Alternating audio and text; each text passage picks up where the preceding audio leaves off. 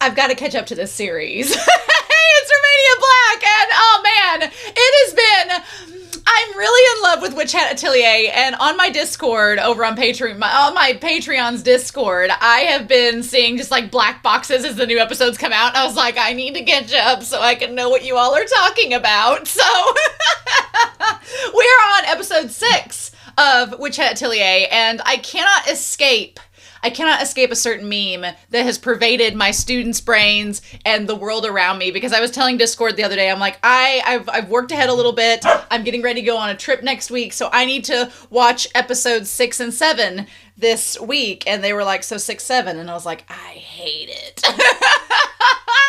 But anyway, before we get started with episode 6, we got to do that first. We need to talk about some comments that y'all have left, because y'all have been on the ball, leaving some amazing comments about these episodes, and there's some insights and things I want to talk about with y'all, so bear with me before we get started on this. Gorblesome shared some really cool behind the scenes like animation footage for episode 5, and one of the things that they pointed out was that the animator had said, I hadn't even considered this, but when Qifrey, when like the beat drops and it's like boom and like the whole space opens up, all of those clouds, which if you know anything about 5th grade science, you know that clouds are just precipitation. And so the clouds turn into pure precipitation that help in his creation of the water dragon, and that is genius! I was like, oh, I'm here for it. I'm 1,000 times here for it. So that was really cool. Now let's get to some comments for episode 3. These are just for episodes 3 and 4, because like I said, I'm watching a little bit ahead of when the comments are coming out. Mary Asilo says for episode 3, something interesting. The original Japanese title, Tongari Boshi no Atelier, doesn't mean witch hat atelier. It means pointed hat atelier. So even the title makes a distinction between these and the brimmed hats. I'm like, oh, we're going to have a few comments that talk about this, and I feel like it's important to discuss now that we've gotten through episode 5 and we've seen a little bit more with the brimmed hats, or at least a little bit more of the lore. Anjunel for episode 3 says the outsider, quote unquote, translation makes it a bit less clear why the way they refer to it is pretty important. They refer to them as, quote, those who don't know, or quote, ignorant ones. So calling Coco ignorant while she's trying to learn there is, well, rude. Agat is being very rude when she addresses her that way. The idea of keeping things secret and bad things happening because of ignorance is one of the show's biggest themes. I definitely see that in terms of like keeping things secret, and how if you don't share that knowledge, then people in attempts to find out that knowledge could cause a lot of harm. Seems like a theme of the show. I'm wondering if they will make Agat and Coco kind of this like microcosm of this theme to explore it in more detail. I guess we'll find out as we go. Sparata 6232 for episode 3 says, it seems Coco understands the sentiment somewhat and took the test largely to win over Agat's approval, since she presented the flower to her instead of Qifrey. Qifrey said that she didn't need to prove herself to be an apprentice, but she did not consider the cutthroat politics of childhood socialization. Or he didn't consider, yeah, Qifrey, it makes me all the more curious about Qifrey's background and like how he grew up, because again, yeah, I'm like, and also maybe Qifrey just doesn't understand tween girls and that's just, you know, on him. So, but yeah, did not understand the cutthroat politics of childhood socialization. Makes me curious about his backstory. Sure, we're going to find that out at some point, but I don't know if it'll be season 1 or not. H-Field, H01, for episode 3 says, Tetia's accent is Danish. I thought it was Irish at first as well, though the voice actor said they went with a more light Danish accent. Apparently, in the English dub, Richa's accent is supposed to be Irish, and I'm in love with it, and Richa can do no wrong. Basically is what this means. Games, SP, for episode 4, says, in case I missed the part of the video where you catch it, it's called the Sigil of Levitation, not the Sigil of Leviathan. I did not catch that, so thank you for pointing that out. That makes a lot more sense. I was like, Leviathan, but levitation makes a lot more sense. HBanana7 for episode 4 says, Coco's name sounds like Coco, K-O-K-O, or here in Japanese. When Agat says that mean thing, she said, get away from Coco. It was a play on words. I wondered how the translators would tackle it, and it blew me away with the dead end. So basically in Japanese, it's like, let's get away from here, meaning the location, but also let's get away from Coco.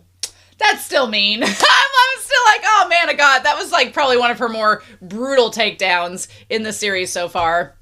Marshmeo for episode 4 says, the legend about how the wood core conjuring ink came into being has been bothering me since I watched the episode. The legend says a witch and a tree fell in love, but theoretically, without the ink, there wouldn't be witches. I've been spiraling on this one for probably too long, but if there was another way to use magic that predates the ink, why do witches now only use this method? Also, kudos to BrushBuddy for being the only responsible one to seek out an adult. MVP of the Atelier. They are precious and can do no wrong. 100% agree about BrushBuddy. That is curious. I mean, if you think about it this way, the witches kind of have been creating their own history since they all decided to collectively make it exclusive to be a witch. So I don't put much stock into... I believe the lore, I believe the history of the witches, but at the same time, they have kind of established that the witches themselves can be unreliable narrators because only 3 witches got to decide who gained knowledge and who had it erased. So at that point, you kind of have to call into question everything about the witches. At that point, you have to throw out that there is a concrete, definitive history because 3 people who are flawed human beings decided to create that history. And it's like, So was there lots of things probably left out and erased from that story and narrative? Absolutely. So I'm very curious to know what the Brimmed Cap's view of it is and how they think about it. And there's a whole lot that this series can do. And I trust that it has the potential to really expand upon it. So we'll see where it goes. KT for episode 4 says, the brimmed hats being so distinct in their style is a great design for me. It shows their lack of conformity to the general witch society. The fact that so many viewers are immediately more interested in them than the good witches speaks, I think, to how alluring the forbidden magic is. I think it could be speaking to how alluring the forbidden magic is, but I also think it speaks to, I feel like a lot of people, especially people who are more critically thinking oriented and open-minded, understand that there is a natural attraction to those who resist authority because you can relate to it, right? I don't think anyone likes the idea of being a sheep or following a flock. You know, some people might. Some people are followers more than they are leaders. But I think we all like to imagine that we wouldn't just go along with something. You know, we want to imagine that we would have maybe the courage to resist authority. And although I do fully believe the brimmed caps are dangerous and some of them are not good people, though Masked Witch is very gray and shady at this point, I do think that a lot of them may have reasons for the things that they do, and they might be justified in those reasons. So we're going to keep an open mind, but I could definitely see, and plus the individuality, like nobody wants to like just stare at the same design over and over again. That's boring. Where's the individuality in that? So the nonconformity definitely speaks, I think, to a lot of people. And then Moomin Comet for episode 4 says, toxic can equal medicine. We do this all the time. Heck, water is toxic. Water toxicity is a thing. Botox anyone? How about chemotherapy? It's a fine line between toxicity and something that can heal you. Just my medical mind putting its 2 cents in. I feel like the tree is going to come up in conversation a lot in this season. And then my last couple comments, I know I've taken forever on this intro, bear with me. I watched the dub just now. Rich's English VA, she's a joy. She can do no wrong. Her accent, mwah, mwah, mwah. I eat it up. I do have one critique of episode 5 in the dub. My one critique is that Agathe, as she is falling to her impending death, this 12-year-old falling to her impending death, the voice actress for Agathe is like, I'm in a spot of trouble here. Like she just like tripped over a rock and is like, oh, I could possibly cause my lip to bleed. I'm like, ma'am, you should be a little bit more scared and shocked in the moment. I don't know. If I had been the ADR director, I would have made her do another take and been like, can you be a little bit more desperate in that moment, please? Or have a little bit more sincere fear in your voice during that line. It almost came off as unintentionally funny, and I was like, I'm in a spot of trouble here.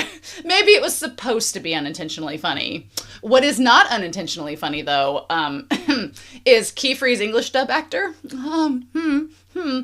His desperation is so good. When he whispered like a dragon, I was like, stop. And then when he was like yelling at a god, being like, I need my hands free, I was like, I was shooketh, I was seedeth, my body was ready. and then when he said, you will tell no one, not a soul, to Nol Noah. I was like, I will say this. Two quick notes before I'm done gushing about the English dub.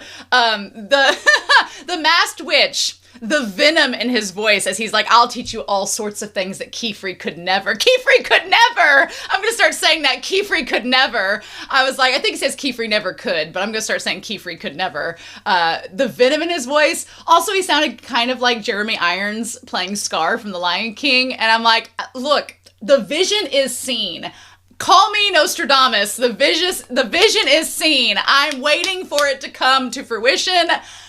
I'm just waiting for it. Although, last thing I'll say about the dub is that Qifrey's words were translated as whenever Coco wakes up and she's like kind of foggy, he's like, oh, your memory. Did the brim caps do something to you? I was like, ah. So I don't know if this is the English dub changing the meaning of the line, but I hadn't thought about it this way, that the brimmed caps might have erased some of her memory. Do I think that they did? I think the masked witch might have a little bit, but she doesn't know. How would she know? So it was giving me Yuji vibes from Jujutsu Kaisen, which, what can we do? So yeah, I took way too long on the intro, but you all have left so many amazing comments. Please keep doing so. It has been so much fun reading your thoughts, and this series is so quality that it deserves to be talked about. So I have had so much fun talking about this with you all the last couple weeks. Keep them coming. I'm so ready to dive into this episode, but let's not waste any more time. We are going to get started on Witch Hat Atelier, episode 6. Ugh! I can't believe we're going to be halfway through the season. We're not going to focus on that. We're instead going to watch the episode here in 3, 2, 1, and let's go.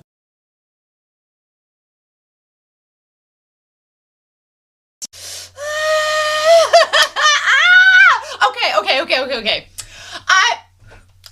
This is the problem. This is why I don't watch OPs until the very end of the season, because back in episode 2, when I watched the OP for a brief second, I'm gonna admit to you all, I saw a glimpse of Olruggio. I saw a glimpse of him in the OP, and that's when I was like, oh, I shouldn't be watching this, and I ignored the rest of the OP. I have had in my mind this micro crack theory in my brain this entire series so far, and this episode has either confirmed it or completely obliterated it, and I cannot decide which it is, so we're just not gonna, I don't want answers is what I'm telling you all. I'm going to posit some crack theories, my own ways of being like, okay, it's either this or it's either that. I don't want you to tell me whether I'm right or wrong, but what you can do is if you're like, wow, Romania's either totally on it, she's cracked the code and figured it out, or wow, Romania is so off base that she's gonna be really surprised when she's completely proven wrong, just comment spoilers for Romania, skip like 3 lines, and then go to town talking amongst yourselves.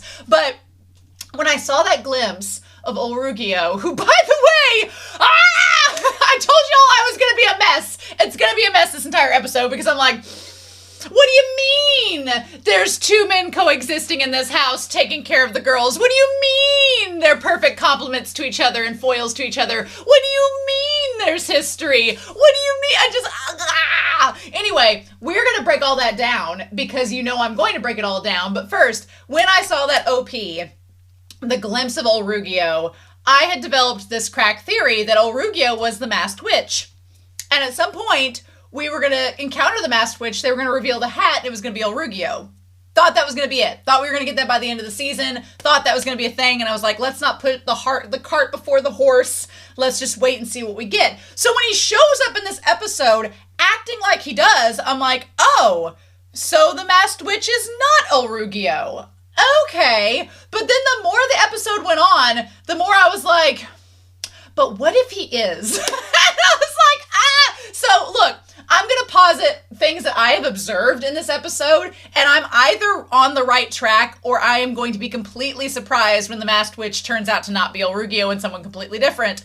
I'm fine with that. I'm fine with the show proving me wrong later on. If the masked witch turns out to be somebody else and it's a love triangle between Olruggio, Qifrey, and the masked witch, I'm totally fine with that. That is totally fine. There's just some things that are kind of coincidental that kind of all add up that I'm like, but I have theories, and so we need to get on to this episode. I'm going to bring all of this up, don't you worry, including the reasons to ship, because there's so many reasons to ship them. Anyway, so we need to dive into this episode and talk about it first because we have a lot of other things to talk about before we even get to Olruggio. I'm very curious about Agat. And I want to point out that there's lots of, like, we've not seen Qifrey's room, so I don't know what Qifrey's room looks like. Agat, I am very curious. The show is playing her character extremely close to the vest. And I feel like there are reasons they're doing that. There are reasons we're going to find out later on, but there's so much I am very much like, but why are we not showing this? And why is she not? The series I have faith in. I have faith that the series has a plan. I think that right off the bat, seeing the divide and separation between Coco and Agat is very clear. I need to show you all in the screenshot so you can understand where I'm coming from. And we're going to look at that here in 3, in 2, and in 1. I feel like you can easily see, like, the separation. The show is creating a divide between Agat and Coco. And the goal of this series, I feel, is to kind of bring them closer together. Or maybe they're going to end up apart. We don't know. The series could very well do it at once. Obviously, Coco's side is more bare because she just got there. She's not been at the Atelier very long. So her side doesn't have, like, the flowers like Agat has and the trinkets and the chests and everything else there. Her side is much more inhabited than Coco's side is, right? And Coco, I feel like both of them are different types of learners, which I think is important to note. Like, Agat wants to have this, like, silence to focus and get mental clarity and keep concentrating on her magic, whereas Agat seems like that, but Coco seems like the type of person that is like a kinesthetic learner. So we learn as teachers that there are usually like 3 main types of learners. There are others, there's in-betweens, there's neurodivergency, like there's so many different pathways of learning. But the 3 primary ones, kind of like red, blue, and yellow, the 3 primary ones are visual learners, who learn by watching somebody do something. I'm a visual learner. If I watch you do it, I can understand it better. There are audio learners who need to hear it. They need to hear someone tell them what to do, and then they can understand it better. And then there are kinesthetic learners who are ones that have to actually do the thing to learn from it. They actually get involved in trial and error and do that in order to learn. Coco seems like a kinesthetic learner. Coco seems like somebody that she has to actually be in the trenches doing the thing to understand it. It's kind of like last episode where she was repeating all of the different spells until she got it. And she was able, like, she saw someone do, she's kind of a mixture between kinesthetic and visual because she saw them do the little repeating the circle before doing it themselves, but then she had to apply it.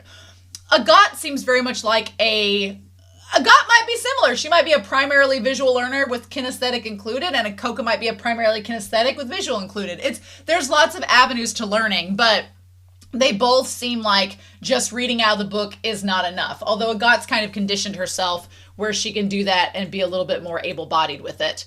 But yeah, I feel like I'm like, Agat, my sweetheart. She is like, you're making too much noise and you're being too loud, when I think it's that Agat maybe is more hyper-focused on Coco than she realizes. Maybe she's more hyper-focused on the world outside of her than she realizes. And she's just trying to say, oh, well, this is your fault because you're being loud or you're being distracting or whatever. But the truth of the matter is that Agat is not truly focused on her work, but is really wanting to see what's going on around her. And that distraction is real. It's understandable. Like, you get where it's coming from. Also, this episode made Agat look really good. Agat looked amazing throughout the whole thing. And she wants to go off on her own. And this felt very Howl's Moving Castle. Like, this shot here of her on the little edge of the cliff. Also, after watching episode 3, I'm like, girl, maybe back up like 5 feet.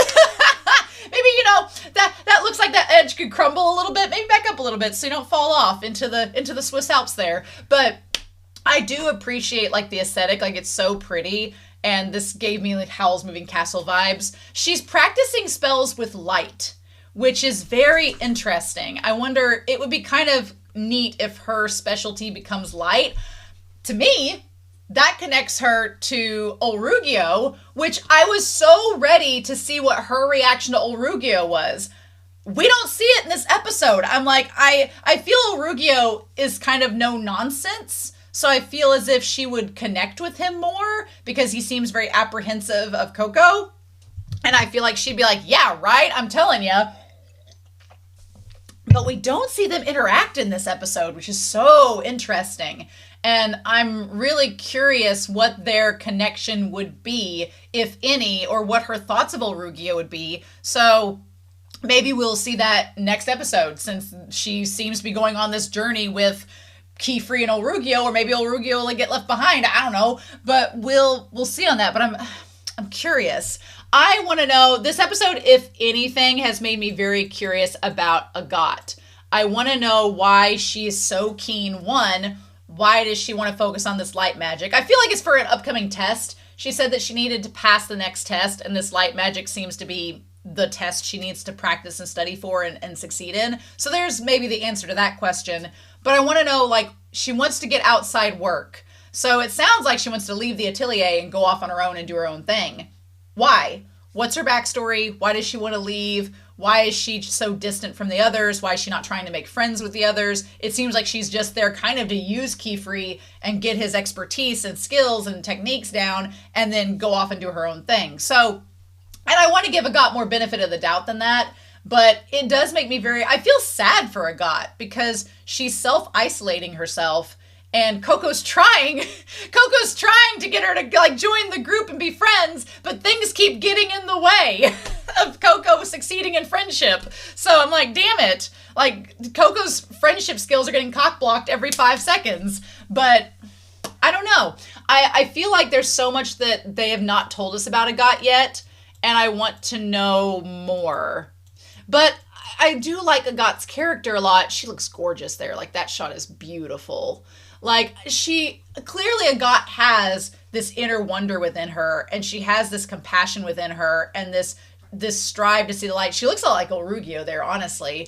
I talked earlier about the comparisons, and so I'm like, but I just want to know more about her. Like, what is going on with Agathe's character, and we don't have it yet. So we'll just have to see. Anyway, so this episode is called A Light on a Rainy Day. Lots of ways to interpret that. The rainbow, is Coco a light on a rainy day? Is Qifrey? Is Olruggio? We'll see about that. But I'm amazed that they didn't, we don't know as far as the timeline goes. Also, the fact of Coco falling down, like, mid-spell. I just watched the Ghibli movie Whisper of the Heart, and there's a scene where the main character, like, falls down in a dramatic fashion, like Coco, so I wonder if there's reference there. I could totally see that, but I honestly feel as if, I get why they didn't go back to the Starry Sword to get the wand, because of everything that happened, and, Qifrey kind of told Noa off. Tarta's probably still apprehensive about that, but I do feel like Coco needs to get herself a wand. Like, using the same one is not, I'd at least try a different one. Maybe not the one that Qifrey gave you if it wasn't working. I'd try to find a different one to mess with, but I don't know what the circumstance is, but she's trying everything, and the way that she's going about it isn't working. Now, again, watching the very end of the OP, the wand that she ends up with looks like it has a center part to it that's big, like the pigment stone, so maybe she'll be able to use it, and that will solve her problems. Will she get it in episode 12 of this season? Maybe. Maybe she'll get it sooner than that, but I do think that what she's talking about here, in that she's like, if I had this one specific device, it would make things so much easier. I like that discussion. It's not on the nose and it's not forced, but there is a discussion here about accessibility and about how having the right resources that match your accessibility needs can make the learning process a lot smoother. Because the way she is now with the wand that she's using, she's trying this kind of one-size-fits-all method, and that's not working for her. So there is kind of a notion here about accessibility and trying to find the right things for the right person that I'm glad the show is, as an educator, I'm glad the show is taking the time to talk about, because it's not usually talked about. And yeah, it's not good fit for small papers. So that's where her struggle is becoming. So yeah, she's like, I couldn't cast a spell on my own that day. She's like, I need to gain the skills. I don't want to make myself sad, but I need to gain the skills to be able to do this. And so then as she falls over, she lands on Qifrey. Oh, slutting it up here. I have so much to say about Qifrey and Olruggio, but we're not there yet. I will say, the animation team, they have their favorites. They love animating the snot out of Qifrey. And now Olruggio, because Olruggio has some shots that I was like, you can't give us 2 hot men in one show. It's not fair. Yeah, anytime they draw Qifrey, they're like getting his giant chesticles, like, and he's a pretty thin guy, but they're making sure you know that he's not skipped his witchly workouts. Not one bit in that slutty skin-tight shirt. We all know how it goes. But yeah, he's basically telling her, she's like, at this rate, I'm never going to complete the test of tomes. And she's like, I can do this. And he's like, look, Coco, you're trying awfully hard, but let's take a break and maybe see if we can go about doing this a different way. So yeah, now I have like all of these fantasies of Qifrey making meals for Olruggio and everything, because Olruggio does not, I don't know, Olruggio does look like he could cook. Why did the author do this? There's so many fan fiction ideas with these two of like cooking and all this. I'm like, the fangirl in me has been ready to talk about this, and this is exceeding my expectations. So you're gonna have to bear with me, but you know, we're not there yet. We're not there yet. So I feel like my brain's gonna be overloaded. I'm gonna forget things I want to say, but this whole thing about the crock pot, look, the crock pot that has the everlasting stew, that stew looks amazing, but the moment you tell me it's been in there for 2 years, I don't care what kind of magic they've been using, I'd be like, I feel like Jeff Goldblum, like, you didn't think about whether you should, you just thought about whether you could. I don't know how I feel about this 2-year-old crock pot recipe.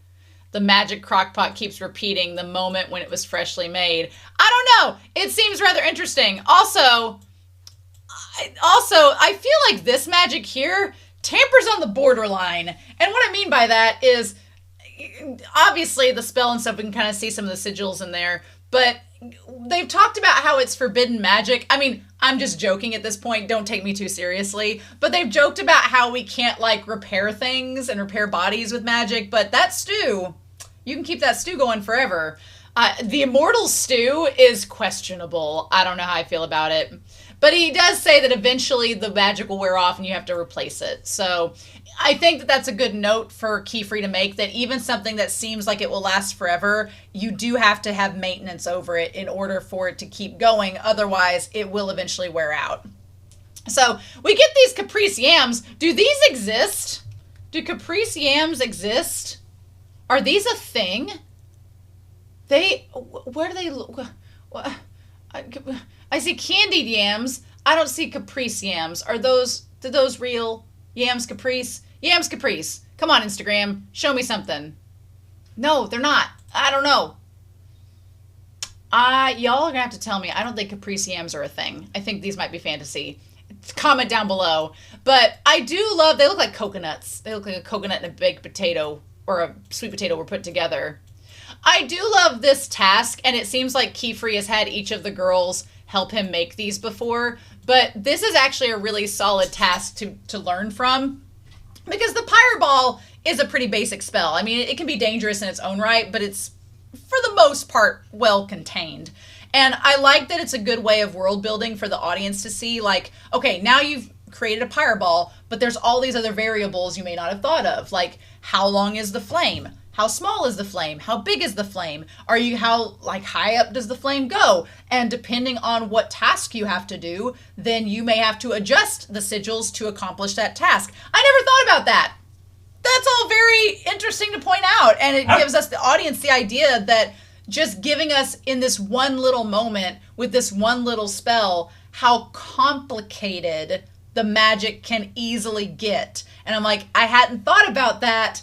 And now I'm like, oh, yeah, this could get really, really intricate very easily. So yeah, I just love the trial and error that she goes through. Like, how many of these, this moment right here, let me get this part here. There's a moment where he like looks over, as she's doing the circles and he's just making the dishes. I do love as a teacher that Qifrey kind of lets her have this like free parenting moment where he's just like letting her practice over and over again. He's there in case if something goes wrong. He's watching to make, she's not watching, but he's in the vicinity in case if he's needed. But he's letting her have this moment to experiment, to have this moment to do trial and error, to get it wrong, to perfect it. Like, it's a really good moment for Qifrey to kind of establish as a mentor that he's not trying to control the situation and be the one that's right. He's letting her be the one that's right, just on her own terms. And I think that's really special. I like that. And she goes through a lot of trial and error to get it right. Also, proper fireball handling procedures. Get her the gloves, get her the tongs. Clearly, Qifrey has done this before. He has experimented with the girls in doing that.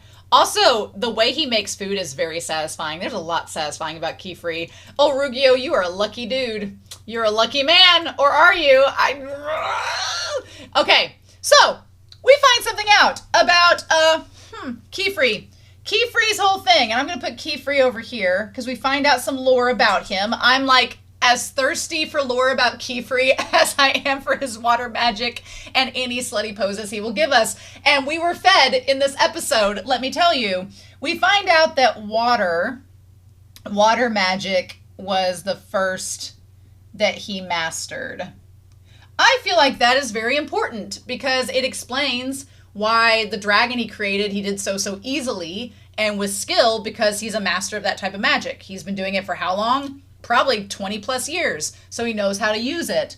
But also what I think is interesting is the reason behind why he mastered it. I think that's interesting too. He's like, part of it was I was a bad swimmer and I hated being wet. So the reasoning was he was a bad swimmer and hates being wet. We get a little glimpse of him in his little boots with his little robe and everything. I feel as if he almost drowned. I feel like what they're trying to get at is that maybe he had an almost drowning accident and he was saved. And then ever since then, he was like, I'm going to master water so I don't have to worry about it. That sets up so many things to me as the viewer. One, we saw that the Tower of Tomes is across a very big lake that has lots of sea serpents and stuff in it. So that would explain that maybe Qifrey has a little bit of inherent phobia of being there because of the water. That might be something that we look into. Also, the idea that Qifrey has like, it all connects together. Like, I love the callbacks. So the idea of the fact that Qifrey seems a little bit nervous about being in an underwater city. I can't imagine why. Maybe because he's phobic of water and he's a bad swimmer. So he says he was a bad swimmer. Maybe he's gotten better. But if you have a phobia of that, I could see him being very uncomfortable being in an underwater city, being like, hey, actually, I don't really want to be here. I'm kind of just being surrounded by walls of water. No. So I could see why he wouldn't want to do that. And then everything that we've seen with him using water as magic, all of that makes sense now. So I'm like, good job. Good on you. Good on you, show, for planting those seeds, as it were. He's like, I did a lot of practicing to get out of washing duties. So he was a washer at some point. So I'm curious. This series is like giving us a tiny little IV drip of Qifrey lore. And I'm excited about that, but it just leaves me wanting more. If you're desperate to learn something quickly, then it's best to integrate it into your daily life. I like that. I like that Qifrey's like, look, if you want to get something down pat, you've just got to make it to where it's like breathing, to where you're doing it all the time. And then it will come to you a lot more naturally. So then, somebody on Twitter, and I have tried to mute everything on Twitter to not be spoiled, but occasionally like a piece of art pops up and they don't use the tags, they don't use the names, and you're like, no, luckily I've not been spoiled by anything. I just have depleted my time on social media except to post things for the channel. But there was one shot that was like, why the animator's drawing Qifrey with his back arched all the time? And I was like, now I'm like, oh, like, just Fandom is getting well fed. The animators know what they're doing. They absolutely know what they're doing. He looks absolutely gorgeous here. Stop it. Stop it. Also, the fact that him and Olruggio have two different types of blue eyes. Stop it. There's no better teacher than life itself. Oh, is there? Oh, is there indeed? One thing is, never have we mentioned Olruggio. Olruggio has not been mentioned one time. like, since they've been here. Qifrey never said, oh, by the way, I've got someone that cohabitates with me. Hope that's okay, ladies. No, never mentioned. Never once mentioned. But I'm sure Qifrey has his reasons. The other girls seem to have known about Olruggio, so maybe... I'm surprised they didn't say something to Coco being like, oh, by the way, miss. By the way, miss, there's another hot man that lives with us. Just... He comes and goes, and him and Qifrey have lots of sexual tension. I'm surprised that wasn't mentioned, but it's fine. Also, gonna strictly point out that BrushBuddy has established two favorites. BrushBuddy is the Lucille Bluth of Witch Hat Atelier, where BrushBuddy's like, I love all the girls equally. I don't care so much for Got and Tetia. Clearly BrushBuddy loves Richa. BrushBuddy and Richa, they're like this, bonded. But BrushBuddy also hangs out with Coco. Makes sense. Coco was the first one to introduce BrushBuddy to the place. I can see why BrushBuddy would not be all about Tetia. Nothing against Tetia. One, I think BrushBuddy would get caught up in all of her curls and then get trapped and be like, ah. But two, I think Tetia is so high energy that BrushBuddy's like a little skittish ferret and like, I don't know. Richa's calm as hell, so BrushBuddy's like, I can chill out with you. And Agat would probably boot BrushBuddy out of the room. So BrushBuddy's decisions make lots of sense. So yeah. They decide to cook up a meal. It's amazing. All of this looks incredible. All of this looks incredible. Also, I freaking love this moment where, yeah, BrushBuddy and Richa have like the same expressions. I'm here with you. I feel you. That bacon looks insane. And then if I were using fire magic, I would be using it to melt cheese on top of bread. I think this is the most applicable use of such magic. Just saying. Also, I feel like fire, what's interesting is that with Coco, she has been associated the most so far with fire magic, which is interesting because you have Qifrey, who specialty is water magic. So I'm not saying that Qifrey like dispels or like douses any of Coco's like fire at all. But it is an interesting observation that Coco primarily has been associated with like fire. But it makes sense because you think of like the modern Prometheus and man discovering fire and evolution and like knowledge is usually displayed as light or fire. But then again, that also ties Coco kind of to Olruggio. So I'm just saying these things are adding up and the threads are interesting indeed. But yeah, also, did this become delicious in Dungeon? Because that looks amazing. And now I want those cheese balls. I want that soup. That burger is making me salivate right now. I need all of these things. So this all looks amazing. I guess that's maybe a ham more than bacon, but still. And so he's like, let's have a picnic. And here's my one thing about this episode from Qifrey's perspective, because I think what Qifrey's doing is like 98% like spot on. Good job, Qifrey. You're doing a great job as a teacher. But I can understand why Qifrey lets Agat have her kind of autonomy and letting her go off and do her own thing. And that's good. I'm glad that he does that for her. But on the other hand, I'm like, I wish that he would just say, hey, Agat, we're going to go take a picnic. Come on. It's going to be all right. Take a breather. Take a break. I wish he would, because I feel very sad for Agat, because I know she's chosen to isolate, but she's also a kid. And I'm like, it's important for you to have these moments with your fellow girls. And I feel like her not being there, she's missing out on so much. And it makes me feel sad for her. And also, I just wish Qifrey would be like, hey, no, you're going to come on. But I'm sure he has his reasons, and we just don't know that yet. So we'll have to see. Also, I love the idea, first of all, Coco not wanting Qifrey to get wet because she knows he doesn't like it. But then, like, I mean, we're witches, remember? He has this little bubble. I'm glad they find the spot under the bridge, which I'm assuming that bridge is the one that gets taken out at the end of the episode, which would be a nice little callback and connection there. I'm surprised that, I mean, I'm glad they go to the bridge, because if you've ever been outside, even after a rain has stopped and the ground is muddy like that, not exactly ideal picnic conditions. Also, I want to go back to something I just realized in this moment with the girls. They're literally the Powerpuff Girls coded. You have Blossom, Tetia, Commander, and the leader. And then Richa is Bubbles, the joy and the laughter, although she's so chill. And then Coco is buttercup coated. So then there's also one Powerpuff Girl, like the one that's adjacent, that's purple, that is not really a Powerpuff Girl, but she is. I feel like that's a got. So, you know, those colors are seared into my childhood brain. Look at the rainbow in Qifrey. Show you ain't fooling nobody. Show you're not fooling nobody. Also, gonna go ahead and point this out. I need to. That Qifrey has the black undershirt with the white overshirt.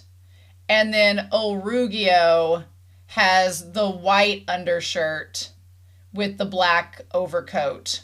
They're literally opposites of each other, and they're perfectly, like, symmetrical. And then you have Qifrey, who is, like, tight slutty. And then you have Olruggio that has, like, the ruffly, poofy pirate sleeves.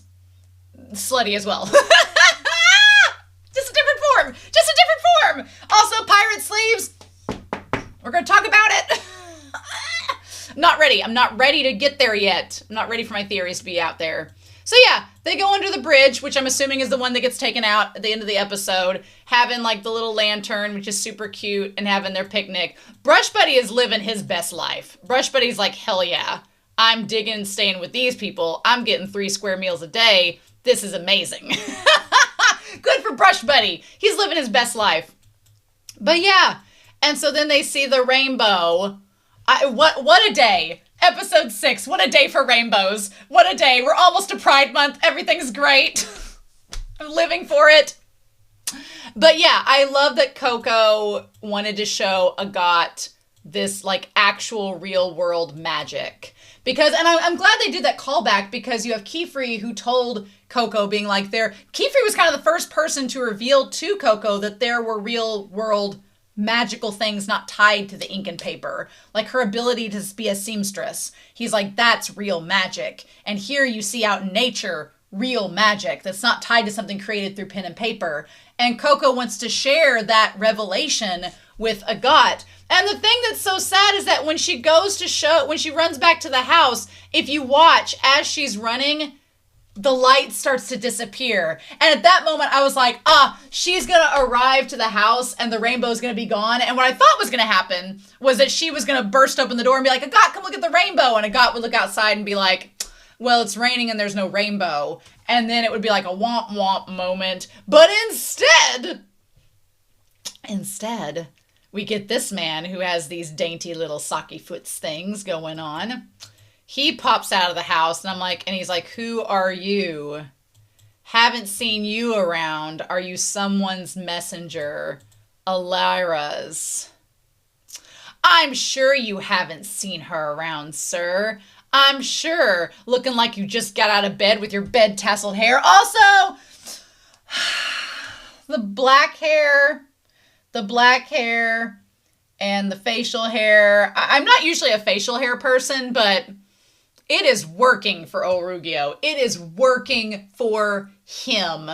And then you have Qifrey, who has the white hair and like the smooth face.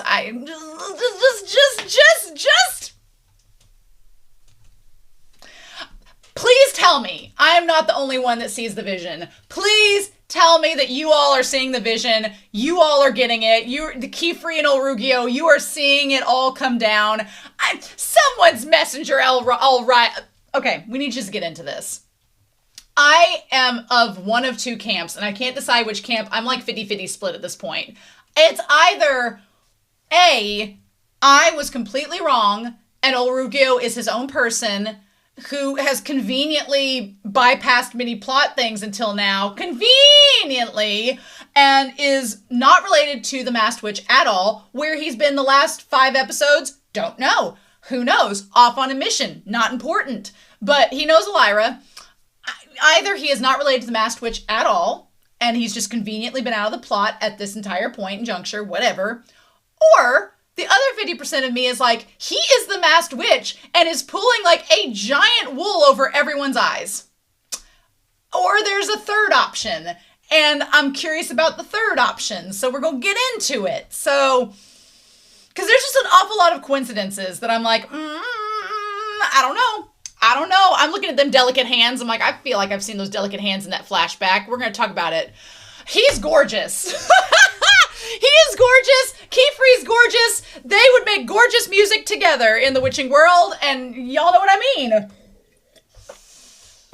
He has the dark blue eyes, the stormy blue eyes. Qifrey has the bright blue eyes. I cannot wait to hear. Now, I know what you're thinking. You're like, okay, well, his voice sounds different than the masked witch's voice. They do sound different. They don't sound the same. And I don't want spoilers on the voice actors. They could have easily gotten 2 different voice actors to play the roles. I get that.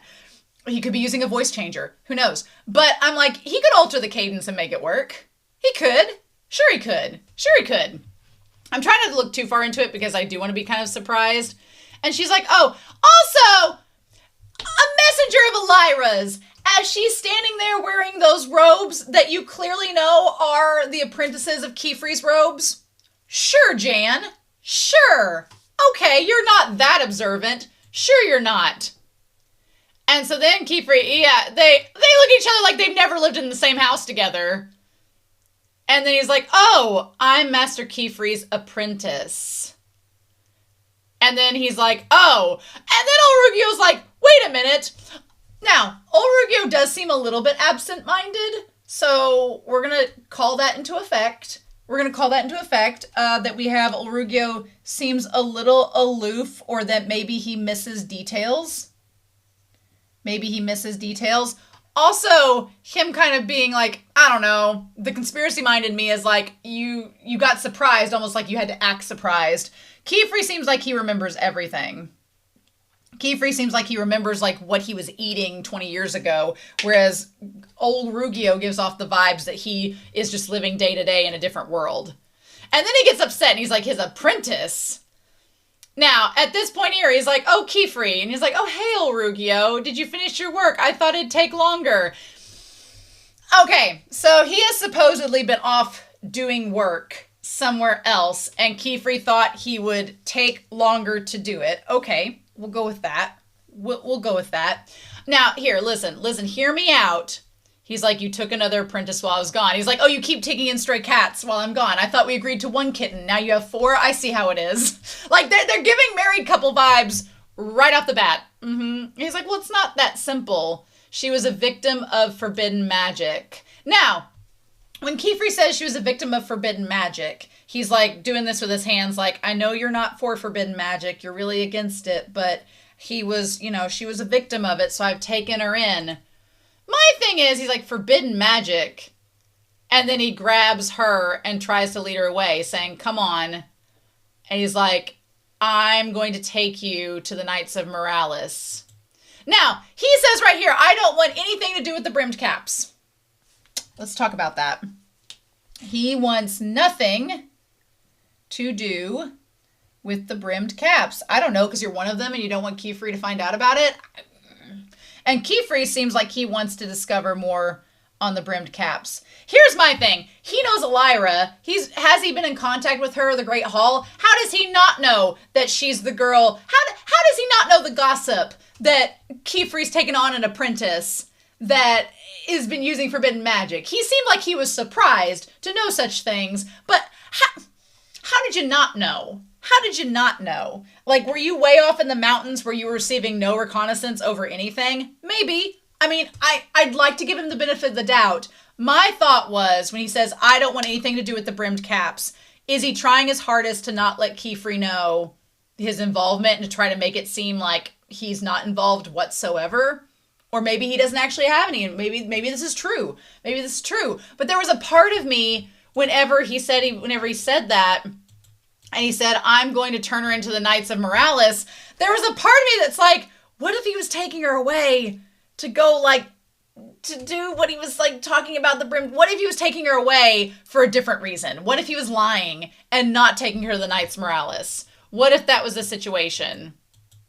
But then Qifrey's like, no, not going to have this. And he puts up, like, the wave wall between him and says, I'm not going to let anyone take Coco. Again, I meant for this to be between the Masked Witch and Qifrey, but it's literally, okay, 2 men fighting over custody of their daughter. Or maybe it is the Masked Witch and Qifrey fighting over custody, and Olruggio's just thrown in the mix. Not even you, my dear friend. Never before have I done heavier quotation marks than dear friend. I have so, Again, we don't get to see the other side of Qifrey's eye or the blacked out, like, glass or anything. And so then he's like, oh, turning your magic on me. Who is this girl? How do you not know, Olruggio? He's like, we'll go inside and figure it out and I'll explain everything. Sure. There was a break in the clouds, so I thought it was over, but now it's coming down harder than before. We're in for a storm tonight, a real storm. Okay, so I have some crack theory thoughts. Now, I know what you all are thinking. You are like, Romania, he is not the masked witch. The masked witch is a totally different person. I hear you out. And I'm 50-50 split because there's a 50% chance that you are all totally correct and he is not the masked witch. It is a third person and we're going to have a love triangle. And I'm fine with that. I am. There's just some things that I'm like, seems awfully convenient. Seems awfully coincidental. I don't just hear me out. Hear me out on this. Now, one thing is that Olruggio says you took the unprecedented move to take this outsider for an apprentice. And Qifrey's like, don't say outsider. It's offensive. Her name is Coco. So, yeah, we don't have another word for people who aren't witches. I'm going to make note. I know that they're all sitting crisscross applesauce. I know they're all sitting like that naturally. I get that. But all I could think of in my head is the way he sits is like the masked witch sat in the corridor when the masked witch first met Coco. It seems incredibly similar. I'm just pointing it out. I'm just making it known. I'm just saying it was giving me the vibes. It could just be a coincidence. Could just be it. And so Qifrey says this is your first time meeting him, isn't it? Well, now when else do you think she would have met him, Qifrey? And also, is that supposed to be like a hidden thing of, did she actually meet him before? And the audience is like, oh, she's met him before, don't worry. And Qifrey doesn't know that? There's that.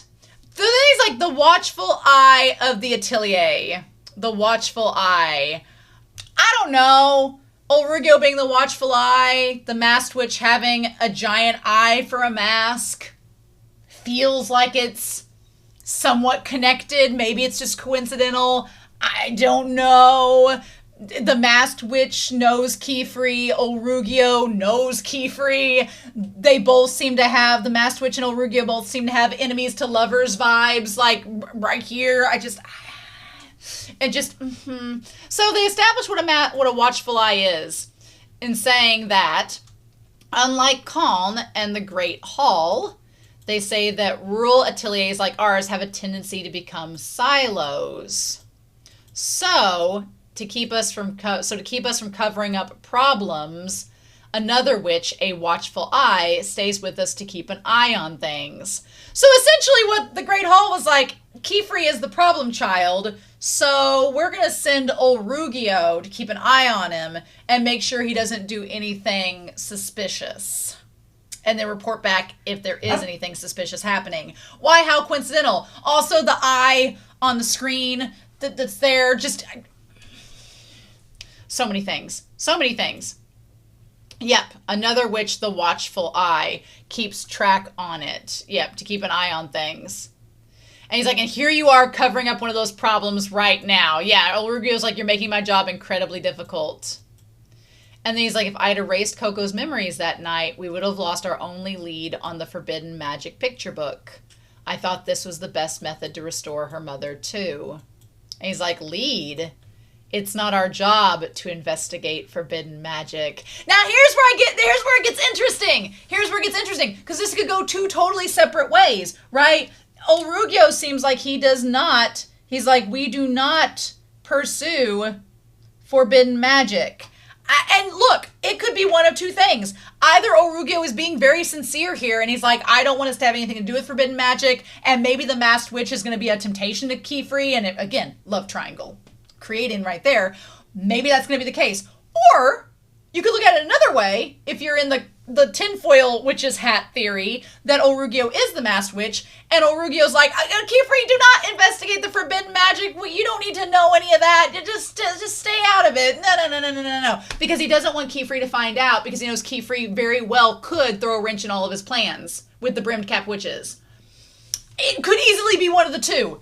He's like, it's not our job to investigate. Like, I am kind of obsessed with the idea that Olruggio is like a sleeper agent, a hidden agent for the brimmed caps that is working as a watchful eye for the Great Hall, infiltrating the witches' society and working for the brimmed caps and them at the same time. I'm kind of all into that theory. I could be totally wrong, but it just seems like he's like, we need to leave this to the Knights of Moralis. Like, just leave this to the government.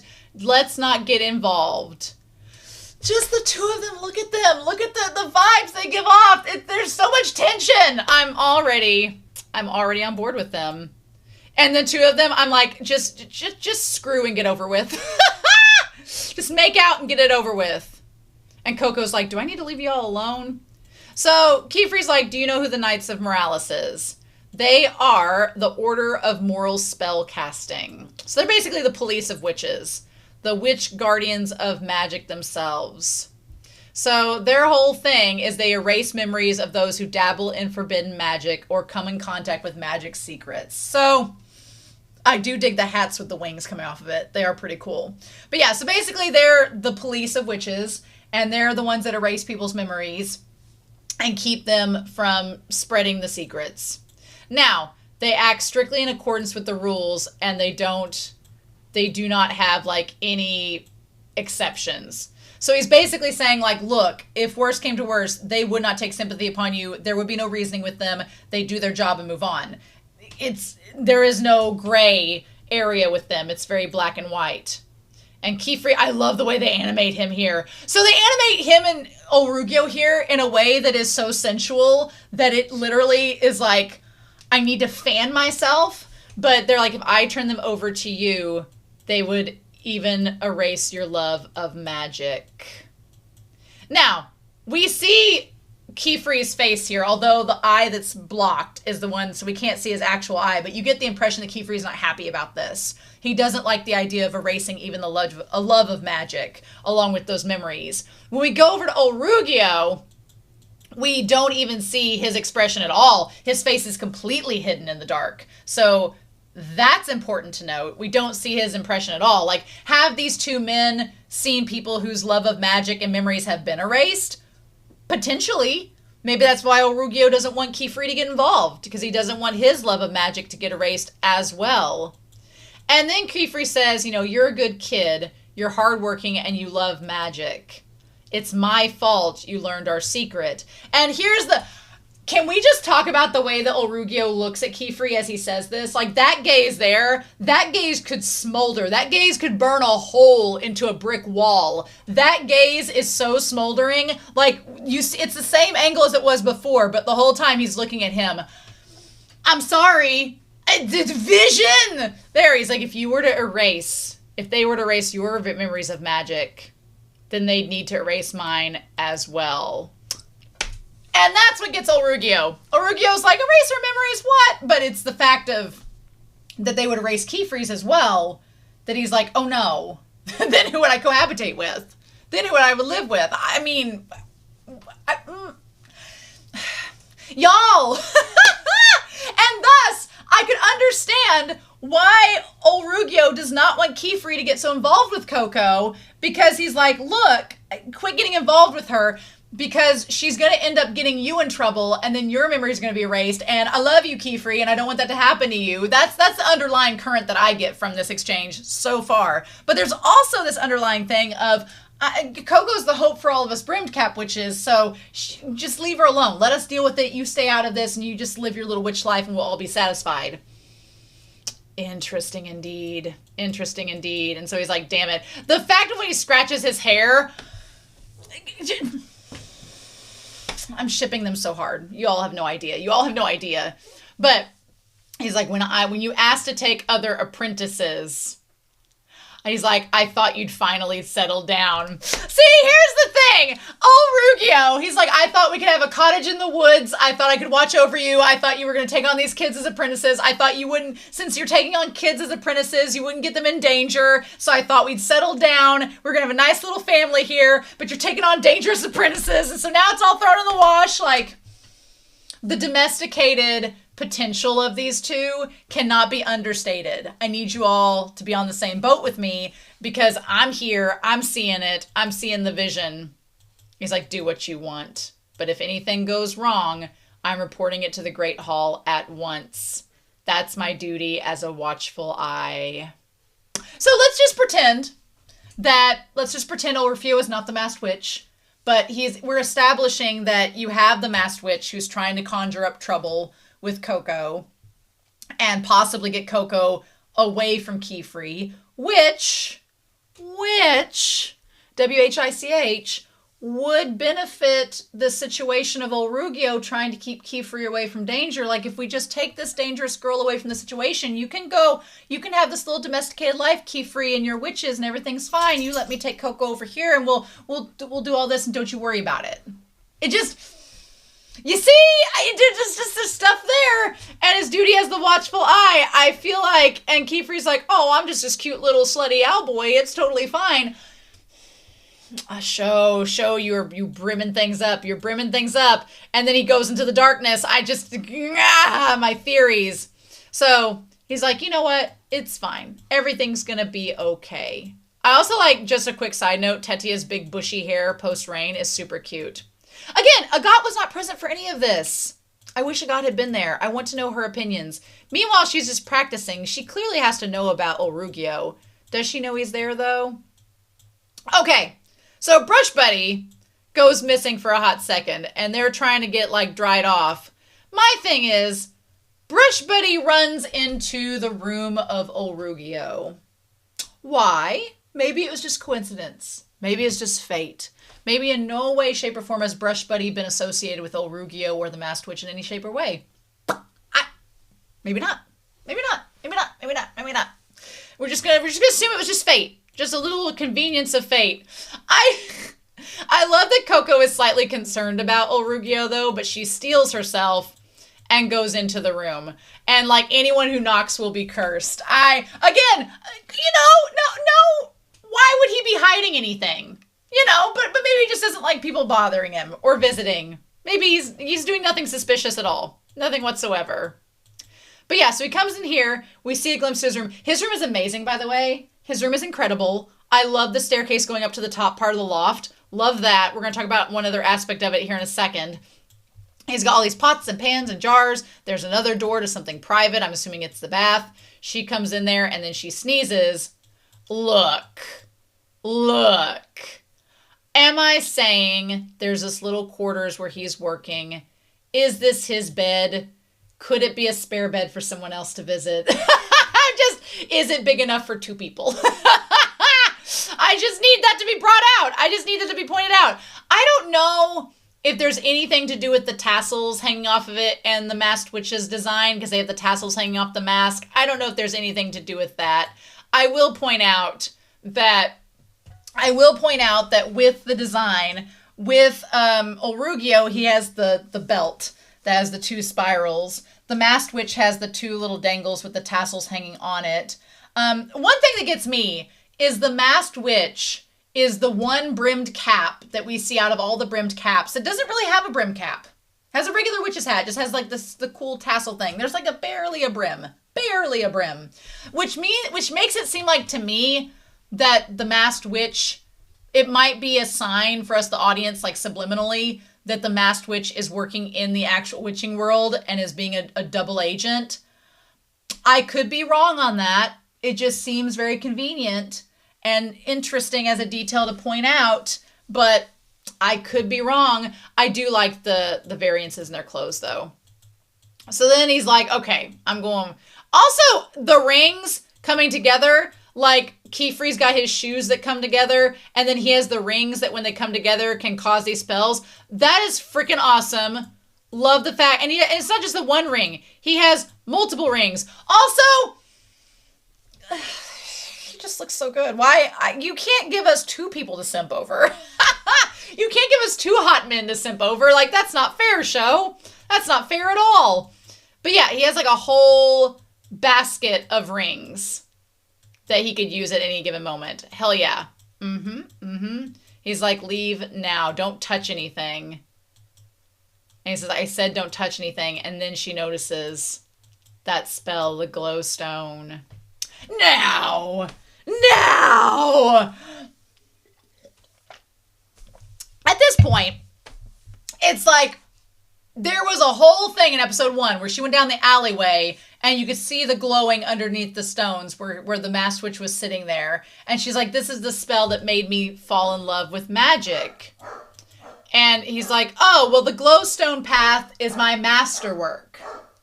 Now, could it be a total coincidence that the first time she met the masked witch used the glowstone path as an example of magic to teach her about magic? And it just happens to be coincidentally the skill set of Olruggio. Total coincidence. No connection whatsoever. Sure. Okay. But it just seems like a pretty darn interesting coincidence. And also, I want to point out to you all, when he explains the theory of how the glowstone works, he says you layer the stone over top of it, and then the weight makes the sigil and the ring overlap. I want to point out, so you all are aware, the teleportation spell that took them to the other dimension were 2 rocks pushed together just like that. Because Qifrey found it, and it was exactly like that. So if this man has been doing those types of spells over and over again, that's his crafty work, then I'm sure it wasn't much trouble to create the teleportation that took them to the other world. I'm just saying the coincidences are there. It's an interesting coincidence. I don't know. It's making me go, wow, these are all adding up. But you seem to be quite oblivious to this, or you're not letting on that these things are coincidental. I'm surprised that he's like, it's a simple spell, anyone could. Also, this man looks slightly like a disaster in some moments, so I need him and Qifrey to be disasters together. I need them to be disasters together. These cohabitating men. It's like 2 men and 4 witch babies. I need them taking care. This is a lot. This is a lot to soak in, and I'm really excited. But he's like, well, yes, they glow. That's what they do. The light is special to me. Yeah. When I walked on it and the stones lit up, it was the part of the magic, which explains why it was happening in the city and not at home. Someone had pointed out, I think the moderator Plore and Annie Flowers had talked about the scene with the mom and their thoughts about, like, was the mom being a little too harsh with the lesson about, not becoming a witch and it not being possible. I definitely think you could take it that way. It made me curious, like, if the mom had had a negative experience with a witch, if something had happened to make her feel like, I need to make sure my daughter knows she can't do this, or if it was just the mom's idea of tough love and it just maybe doesn't translate as well to some people. I think you could take lots of different stances with it. The good thing is Coco, it didn't affect her in the long run. That's a good thing. I love that shot. The spell allowed me to dream. I love that shot. That's so gorgeous. That could be the cover if not for Olruggio.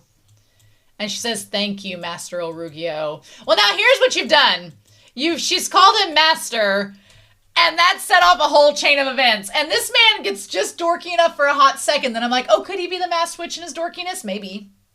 It also brings up the idea of possibly, like, what if, I don't know how this would work, but what if he, like, gets his memories erased and is being used by the brimmed caps, and then they erase his memories and he goes back to... I don't think that that's the case at all, though. I don't know.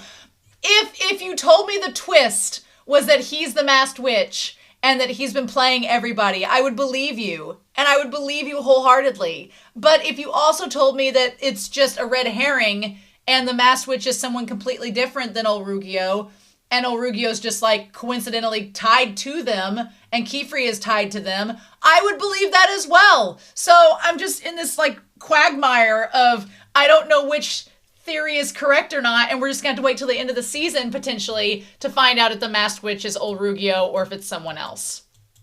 I don't know. He's like, now get going. And then he is about to shut the door. And him and that freaking hot neck. Sorry, they'd take her love of magic too, huh? Mm-hmm. Yep. I don't know. Where's Qifrey's room? Where's it in relationship? I need to know these things. So yeah, she's like, I think I'm going to stay in the living room. Again, Coco is trying to get Agat to follow and hang out with her. And Agat's like, no, I'm going to just concentrate here. It's easier. But Agat is really dead set on finding work and training, passing this test, and being able to work outside. Like, there's a reason she wants to do it, and I want to see what's up with that. But meanwhile, everybody in this kingdom, just the genetics are great in the water. Like the water is apparently this country life. You had to have great genetics to live out here because everybody's hot. Like every single character is just like really good looking, and I'm like, oh, okay, cool. But yeah, his son is still in the carriage that is trapped in the middle of the river. I like that Qifrey is trying to like be calm and collected and saying, okay, I understand. We're going to get him out. I'll be there in a moment. I don't know if Olruggio is allowed to go along as well. He's like, my colleague and I will be there. So my colleague in the biggest quotation marks possible. Colleague. My friend, my colleague. Sure, Jan. Yeah. So Agat insists upon coming and says, please take me too. I want to be useful. Now, I understand Qifrey saying yes, but I would definitely make sure that Olruggio is there as well. I would definitely hope that Olruggio is there in addition, so we'll just have to see. It's presenting all of these opportunities for things to go awry, where it's presenting all these possibilities where, okay, you're going to a big body of water, a rushing river. We've established that Qifrey has had phobias of potentially drowning, of water in the past. We're setting that up. Olruggio's going, who's mysterious, but we're going to see him in action maybe. And then Agat is going, and she's wanting to prove herself, which means she might get hasty. There's a recipe for possible disaster there. We'll just have to see. But I had convinced myself that Olruggio was the masked witch without realizing who Olruggio was. And now I'm questioning everything, and I'm stuck in this 50-50 deadlock. So I'm not going to be mad either way. If Olruggio turns out to be the masked witch and it's the biggest, like, reveal, I'll be like, yes! But if it turns out the masked witch is somebody completely different, I'm like, love triangle! Yes! So we're going to be winners either way, but I'm hoping that by the end of the season, we at least find out. That's my hope. Don't spoil it for me. Let this girl cook. Let me simmer in a crock pot. And we'll see what happens next. But I've talked about this episode for an hour now, so... Oh, y'all. I'm just... the fangirl in me is so ready. I was not expecting to see him in this episode, and now I'm like, I'm so flabbergasted I don't even know what to do. But I'm trying not to get too fangirly because I don't want to bother you, but I'm excited to hear your thoughts down below. Anyway, I thought this was going to be like when the episode started, I'm like, this is going to be a normal little slice of life episode. And then Olruggio shows up and I'm like, anyway, I hope y'all have a wonderful week. Please stay safe. Take care. Please give this video a like, comment down below, and I will be with you all very soon with episode 7 of Witch Hat Atelier. Bye.